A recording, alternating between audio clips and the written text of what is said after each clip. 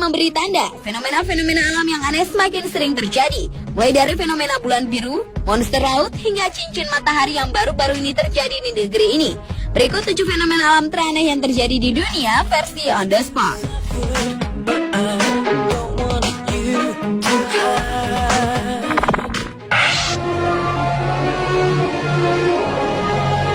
Fenomena yang pertama adalah bola api besar atau Great Balls Fire.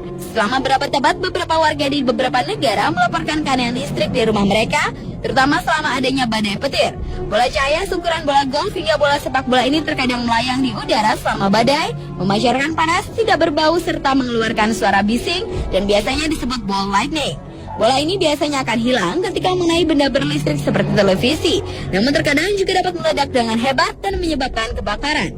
Fenomena bola cahaya ini terbilang misterius, bahkan hingga kini masih belum ada penjelasan ilmiah oleh para ilmuwan bagaimana hal tersebut dapat terjadi. Terakhir, fenomena ball lightning ini pernah terjadi di Colorado, Amerika Serikat pada tahun 2006 silam.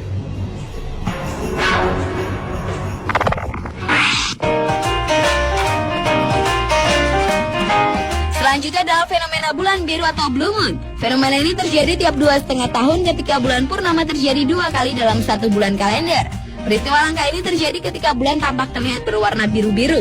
Salah satu penyebabnya kebakaran hutan dan gunung api yang dapat menembakkan abu ke atmosfer dan tercampur tetesan air. Kemudian tetesan air tersebut bergerak ribuan kilometer mengelilingi bumi, sehingga terkadang membiaskan cahaya matahari dan membuat bulan berwarna biru. Pada malam pergantian tahun, hanya negara-negara barat yang mengalami fenomena bulan biru.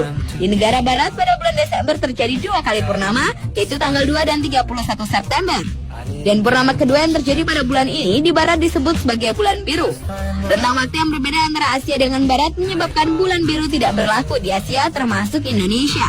Karena jika di barat masih tanggal 31 Desember, di Indonesia telah masuk tanggal 1 Januari, sehingga fenomena tersebut tidak bisa dikategorikan sebagai bulan biru di Indonesia.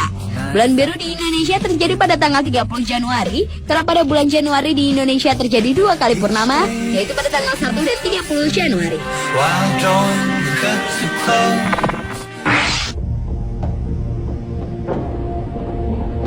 Fenomena aneh berikutnya adalah fenomena sea monster atau pusaran air. Monster Loch Ness mungkin hanya pusaran air yang terlalu aktif, namun angin puyuh kecil yang terkadang disebut iblis air ini dapat mengubah air menjadi hangat dan membawa air ke atas dengan kecepatan dan kekuatan yang sangat besar, sehingga membentuk semacam saluran di atas permukaan air seperti corong.